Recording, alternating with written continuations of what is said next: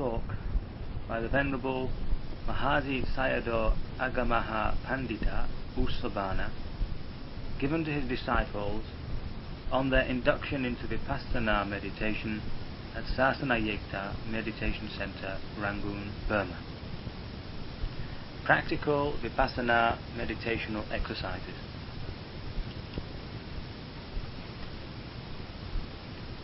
The practice of Vipassana, or insight meditation, is the effort made by the meditator to understand correctly the nature of the psycho-physical phenomena taking place in his own body. Physical phenomena are the things or objects which one clearly perceives around one. The whole of one's body that one clearly perceives constitutes a group of material qualities, rupa. Psychical or mental phenomena are acts of consciousness or awareness, nama. These nama rupas are clearly perceived to be happening whenever they are seen, heard, smelt, tasted, touched, or thought of. We must make ourselves aware of them by observing them and noting thus: seeing, seeing, hearing, hearing, smelling, smelling, tasting, tasting, touching, touching, or thinking, thinking. Every time one sees, hears, smells, tastes, touches, or thinks, one should make a note of that fact. But in the beginning of one's practice, one cannot make a note of every one of these happenings. One should therefore begin with noting those happenings which are conspicuous and easily perceivable. With every act of breathing, the abdomen rises and falls, which movement is always evident. This is the material quality known as Vayodhatu, the element of motion. One should begin by noting this movement, which may be done by the mind intently observing the abdomen. You will find the abdomen rising when you breathe in and falling when you breathe out. The rising should be noted mentally as rising and the falling as falling. If the movement is not evident by just noting it mentally, keep touching the abdomen with the palm of your hand. Do not alter the manner of your breathing, neither slow it down nor make it faster. Do not breathe too vigorously either. You will tire if you change the manner of your breathing. Breathe steadily as usual and note the rising and falling of the abdomen as they occur. Note it mentally, not verbally. In Vipassana meditation, what you name or say doesn't matter. What really matters is to know or perceive. While noting the rising of the abdomen, do so from the beginning to the end of the movement, just as if you are seeing it with your eyes. Do the same with the falling movement. Note the rising movement in such a way that your awareness of it is concurrent with the movement itself. The movement and the mental awareness of it should coincide in the same way as a stone thrown hits the target. Similarly with a falling movement. Your mind may wander elsewhere while you are noting the abdominal movement. This must also be noted by mentally saying, wandering, wandering. When this has been noticed once or twice, the mind stops wandering, in which case you go back to noting the rising and falling of the abdomen. If the mind reaches somewhere, note as reaching, reaching. Then go back to the rising and falling of the abdomen. If you imagine meeting somebody, note as meeting, meeting. Then back to the rising and falling. If you imagine meeting and talking to somebody, note as talking, talking. In short, whatever thought or reflection occurs should be noted. If you imagine, note as imagining. If you think, thinking. If you plan, planning. If you perceive, perceiving. If you reflect, reflecting. If you feel happy, happy. If you feel bored, bored. If you feel glad, glad. If you feel disheartened, disheartened. Noting all these acts of consciousness is called Cittanupassana. Because we fail to note these acts of consciousness, we tend to identify them with a person or individual. We tend to think that it is I who is imagining, thinking, planning, knowing, or perceiving. We think there is a person who from childhood onwards has been living and thinking. Actually, no such person exists. There are instead only those continuing and successive acts of consciousness. That is why we have to note these acts of consciousness and know them for what they are. That is why we have to note each and every act of consciousness as it arises. When so noted, it tends to disappear.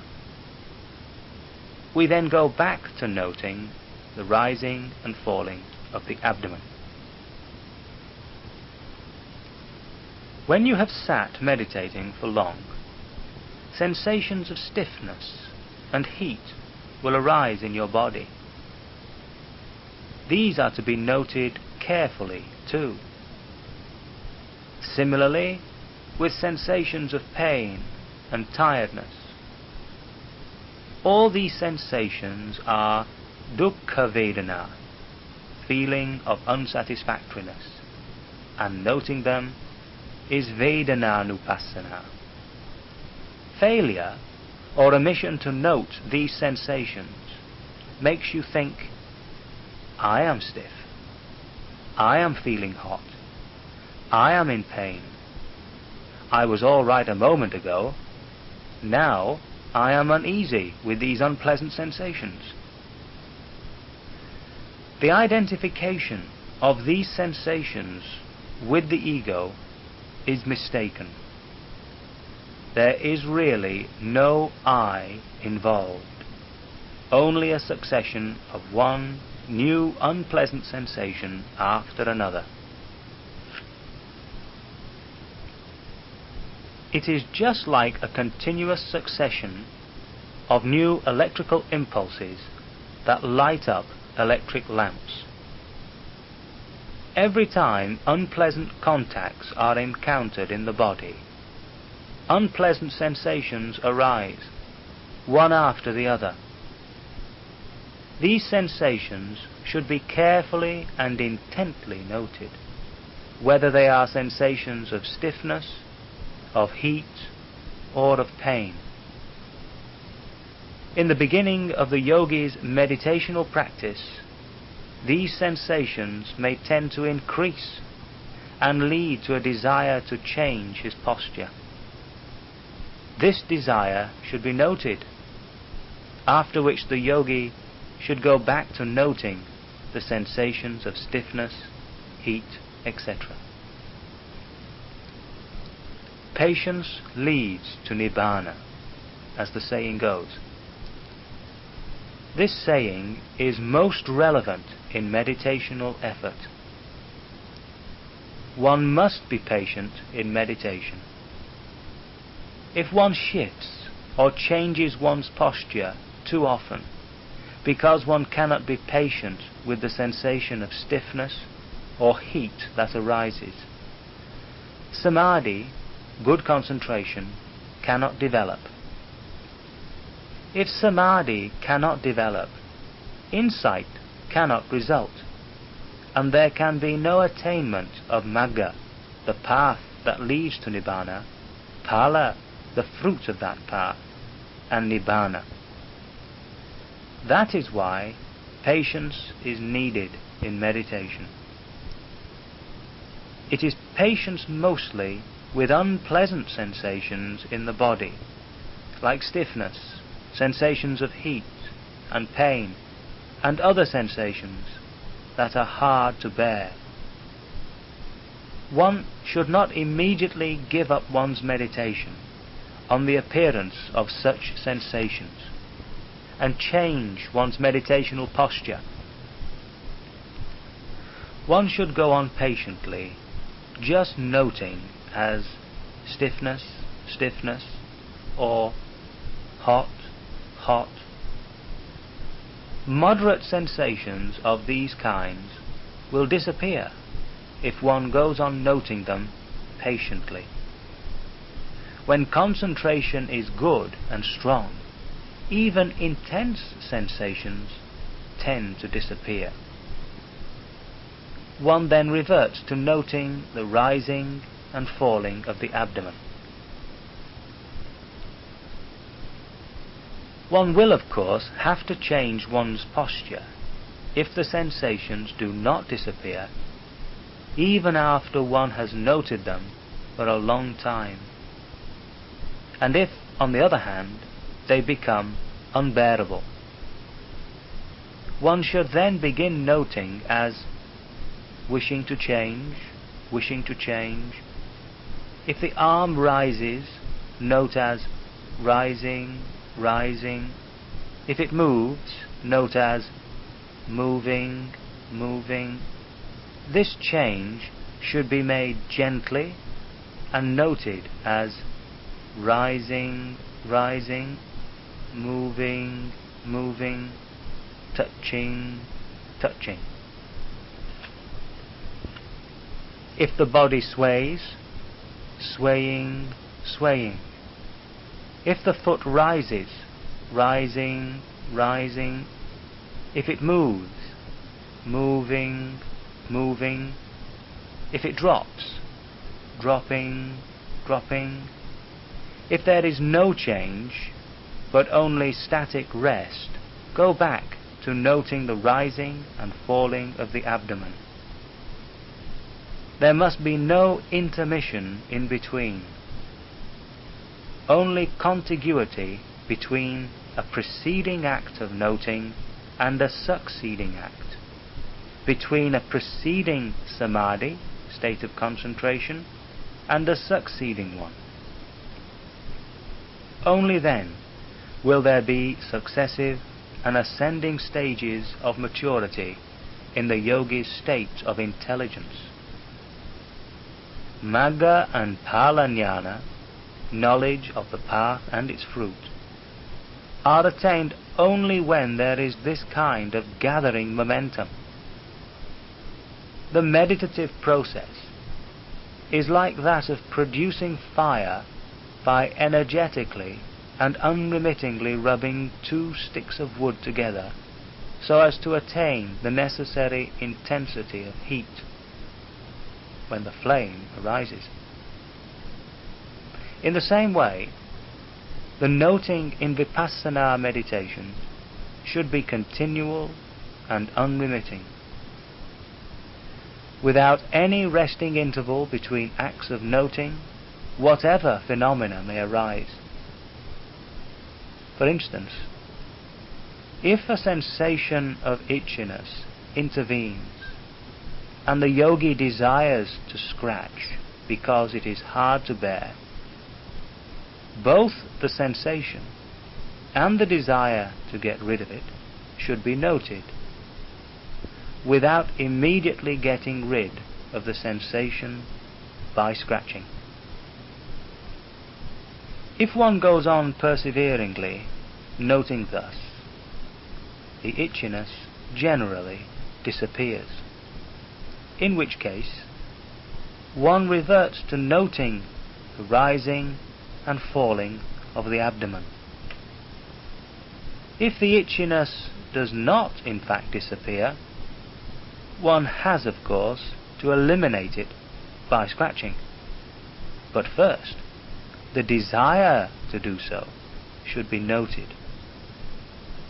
All the movements involved in the process of eliminating this sensation should be noted, especially the touching, pulling and pushing and scratching movements, with an eventual reversion to noting the rising and falling of the abdomen.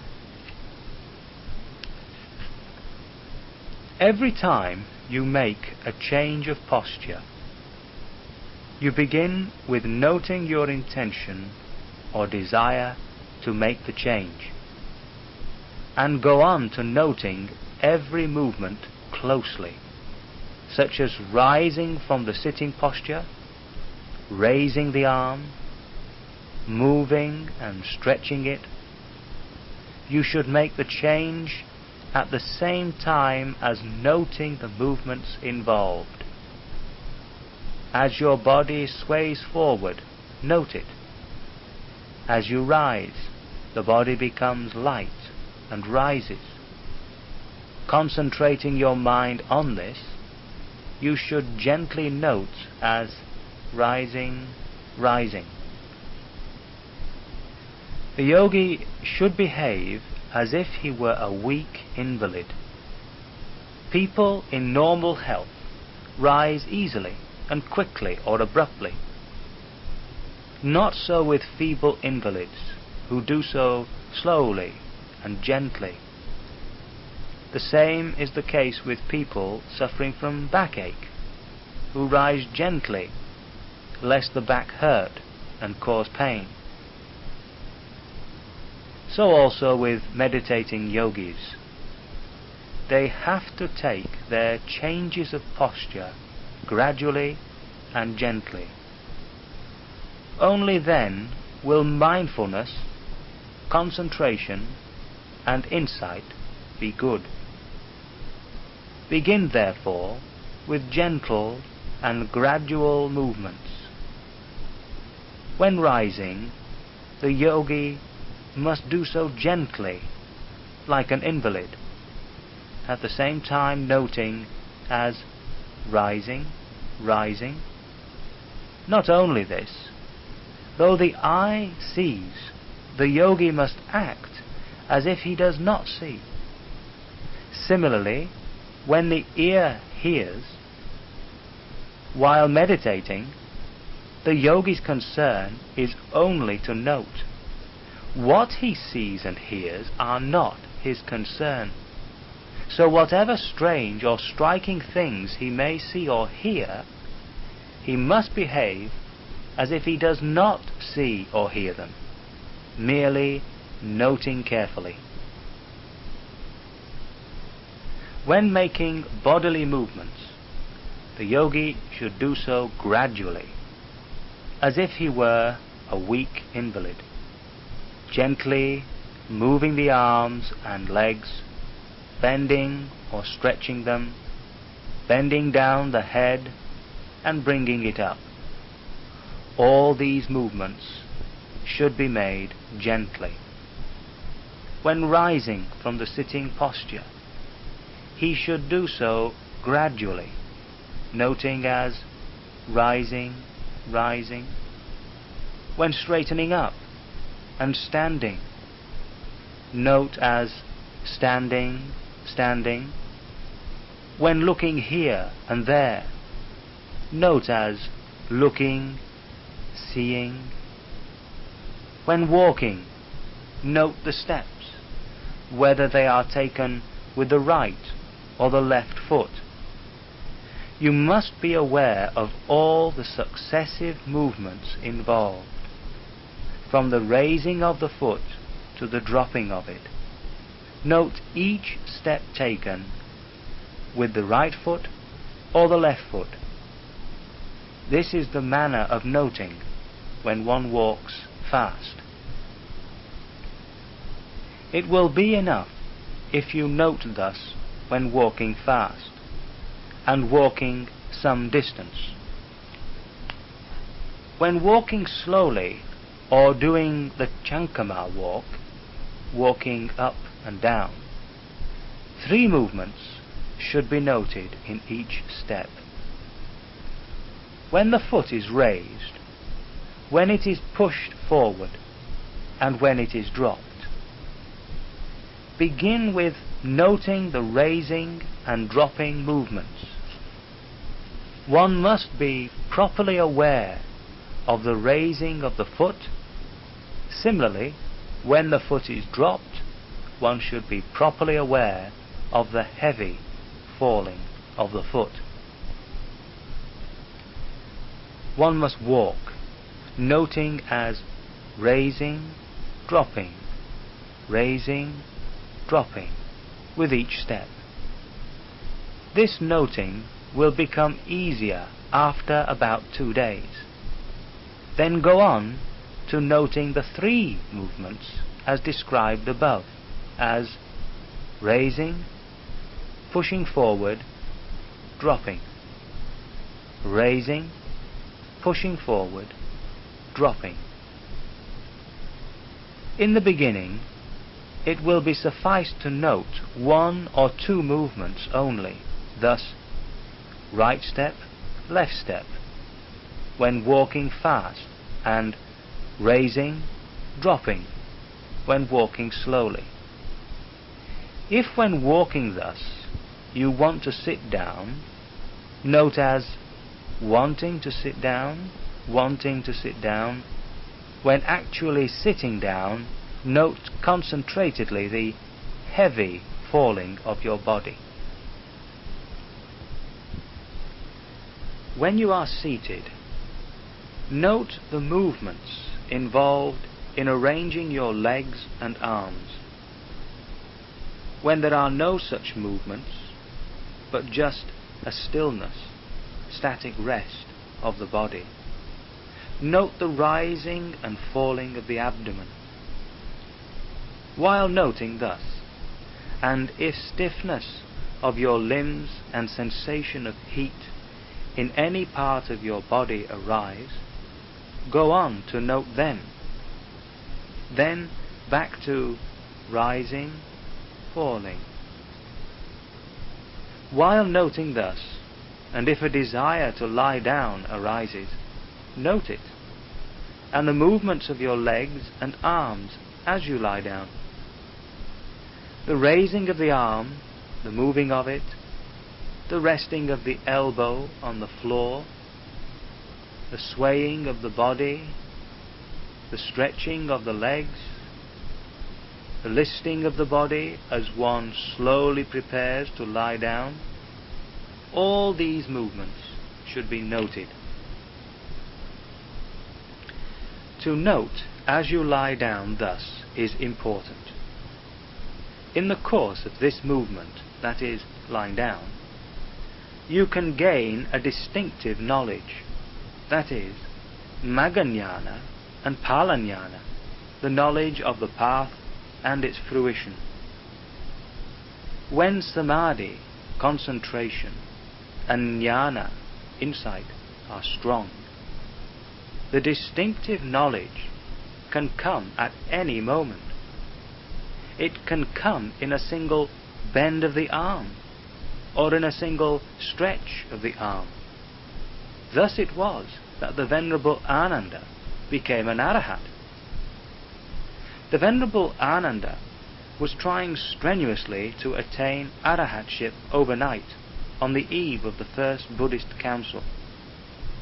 He was practicing the whole night the form of Vipassana meditation known as Kaya Gottasati, noting his steps, right and left, raising, pushing, forward, and dropping of the feet, noting happening by happening, the mental desire to walk, and the physical movement involved in walking. Although this went on till it was nearly dawn, he had not yet succeeded in attaining Arahatship. Realizing that he had practiced the walking meditation to excess, and that in order to balance samadhi, concentration, and virya, effort, he should practice meditation in a lying posture for a while, he entered his chamber. He sat on the couch and then lay himself down. While doing so, and noting lying, he attained Arahatship in an instant. The Venerable Ananda was only a Sotapanna, that is, a stream winner, or one who has attained the first path on the path to Nibbana, before he thus lay himself down. From Sotapanna he continued to meditate and reached Sakadagamihood, that is, the condition of the once returner, or one who has attained the second stage on the path. Anagamihood, that is, the state of the non-returner, or one who has attained the third stage on the path, and Arahatship, that is, the condition of the noble one who has attained the last stage on the path. Reaching these three successive stages of the higher path took only a little while. Just think of this example of the Venerable Ananda's attainment of Arahatship. Such attainment can come at any moment and need not take long. That is why the yogi should note with diligence all the time. He should not relax in his noting, thinking, this little lapse should not matter much. All movements involved in lying down and arranging the arms and legs should be carefully and unremittingly noted. If there is no movement but only stillness of the body, go back to the noting of the rising and falling of the abdomen. Even when it is getting late and time for sleep, the yogi should not go to sleep yet, dropping his noting. A really serious and energetic yogi should practice mindfulness as if he were foregoing his sleep altogether. He should go on meditating till he falls asleep. If the meditation is good and has the upper hand, he will not fall asleep. If, on the other hand, drowsiness has the upper hand, he will fall asleep. When he feels sleepy, he should note as sleepy, sleepy. If his eyelids droop, drooping, drooping. If they become heavy or leaden, heavy, heavy. If the eyes become smarting, smarting, smarting. Noting thus, the drowsiness may pass, and the eyes become clear again. The yogi should then note as clear, clear, and go on to note the rising and falling of the abdomen. However perseveringly the yogi may go on meditating, if real drowsiness intervenes, he does fall asleep. It is not difficult to fall asleep. In fact, it is easy. If you meditate in the lying posture, you gradually become drowsy and eventually fall asleep. This is why the beginner in meditation should not meditate too much in the lying posture. He should meditate much more in the sitting and walking postures of the body. But as it grows late and becomes time to sleep, he should meditate in the lying posture, noting the rising and falling movements of the abdomen. He will then naturally, automatically fall asleep. The time he is asleep is the resting time for the yogi. But for the really serious yogi, he should limit his sleeping time to about 4 hours. This is the midnight time permitted by the Buddha. 4 hours sleep is quite enough. If the beginner in meditation thinks that 4 hours sleep is not enough for health, he may extend it to 5 or 6 hours. 6 hours sleep is clearly enough for health. When the yogi awakens, he should at once resume noting. The yogi who is really bent on attaining Magga and Phala Jnana should rest from meditational effort only when he is asleep. At other times, in his waking moments, he should be noting continually and without rest.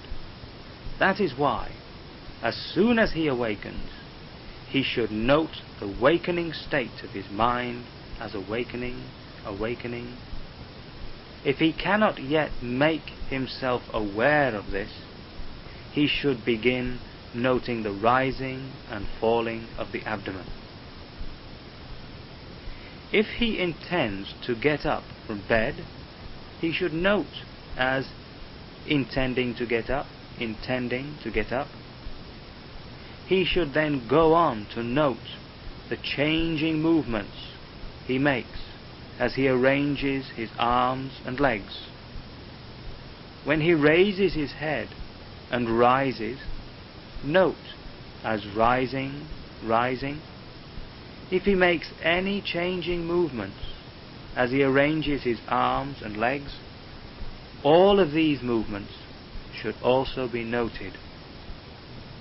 If there are no changes, but only a sitting quietly, he should revert to noting the rising and falling movements of the abdomen. One should also note when one washes one's face and when one takes a bath. As the movements involved in these acts are rather quick, as many of them should be noted as possible. There are then acts of dressing, of tidying up the bed, of opening and closing the door. All these should also be noted as closely as possible. When the yogi has his meal and looks at the meal table, he should note as looking, seeing.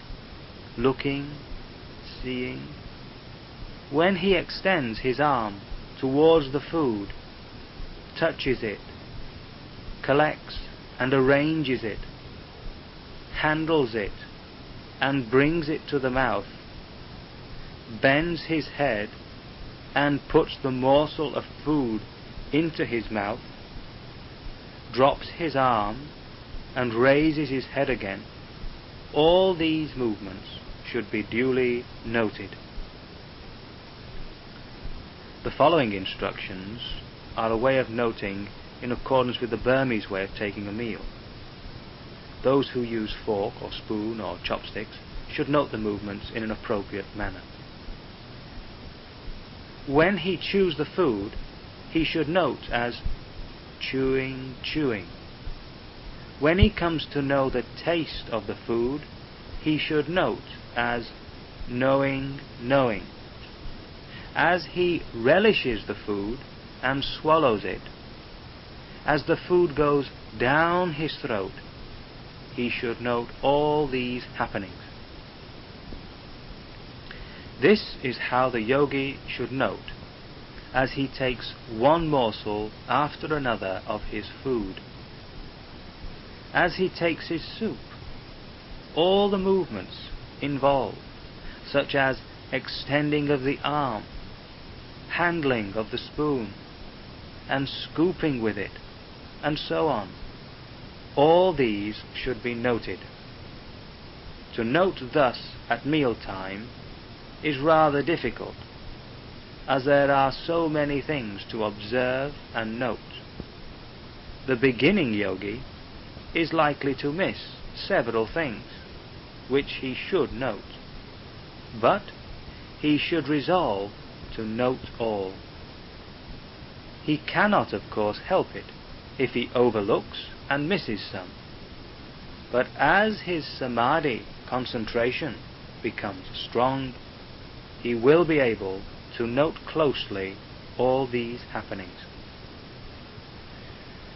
Well, I have mentioned so many things for the yogi to note, but to summarize, there are only a few things to note. When walking fast, note as right step, left step, and as raising, dropping when walking slowly. When sitting quietly, just note the rising and falling of the abdomen. Note the same when you are lying, if there is nothing particular to note. While noting thus, and if the mind wanders, note the acts of consciousness that arise. Then back to the rising and falling of the abdomen. Note also the sensations of stiffness, pain, and ache, and itchiness as they arise. Then back to the rising and falling of the abdomen. Note also as they arise the bending and stretching and moving of the limbs, bending and raising of the head, swaying and straightening of the body, then back to the rising and falling of the abdomen. As the yogi goes on noting thus, he will be able to note more and more of these happenings. In the beginning, as his mind wanders here and there, the yogi may miss noting many things, but he should not be disheartened. Every beginner in meditation encounters the same difficulty, but as he becomes more practiced, he becomes aware of every act of mind wandering, till eventually the mind does not wander any more. The mind is then riveted on the object of its attention, the act of mindfulness becoming almost simultaneous with the object of its attention, such as the rising and falling of the abdomen. In other words, the rising of the abdomen becomes concurrent with the act of noting it, and similarly with the falling of the abdomen. The physical object of attention and the mental act of noting are occurring as a pair. There is in this occurrence no person or individual involved. Only this physical object of attention and the mental act of noting occurring as a pair. The yogi will, in time, actually and personally experience these occurrences. While noting the rising and falling of the abdomen, he will come to distinguish the rising of the abdomen as physical phenomenon, and the mental act of noting of it as psychical phenomenon. Similarly with the falling of the abdomen.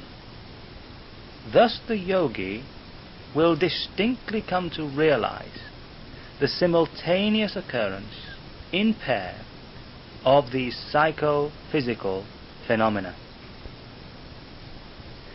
Thus, with every act of noting, the yogi will come to know for himself clearly that there are only this material quality, which is the object of awareness or attention, and the mental quality that makes a note of it. This discriminating knowledge is called Nama Rupa Paricheda Jnana, the beginning of the Vipassana Jnana. It is important to gain this knowledge correctly. This will be succeeded as the yogi goes on by the knowledge that distinguishes between the cause and its effect, which knowledge is called Pachaya Parigaha Jnana. As the yogi goes on noting, he will see for himself that what arises passes away after a short while. Ordinary people assume that both the material and mental phenomena go on lasting throughout life, that is, from youth to adulthood. In fact, this is not so. There is no phenomenon that lasts forever.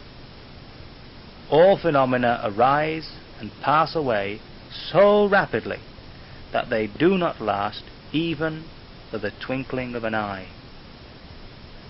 The yogi will come to know this for himself as he goes on noting. He will then become convinced of the impermanency of all such phenomena. Such conviction is called Anicca-nupassana Jnana. This knowledge will be succeeded by Dukkha-nupassana Jnana, which realizes all this impermanency as suffering. The yogi is also likely to encounter all kinds of hardship in his body, which is just an aggregate of sufferings. This is also Dukkha-nupassana Jnana. Next, the yogi will become convinced that all these psycho-physical phenomena are occurring of their own accord, following nobody's will and subject to nobody's control. They constitute no individual or ego entity. This realization is Anatta-nupassana Jnana. When, as he goes on meditating, the yogi comes to realize firmly that all these phenomena are anicca, dukkha and anatta, he will attain Nibbana. All the former Buddhas, Arahats and Ariyas realize Nibbana following this very path. All meditating yogis should recognize that they themselves are now on this Satipatthana path, in fulfillment of their wish for attainment of Magga-jnana, knowledge of the path, Phala-jnana, knowledge of the fruition of the path, and Nibbana-dhamma, and following the ripening of their parami, perfection of virtue.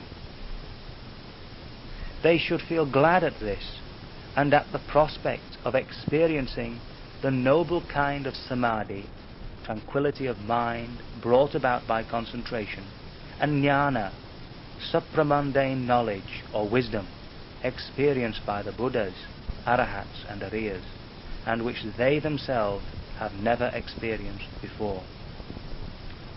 It will not be long before they will experience for themselves the Magga-jnana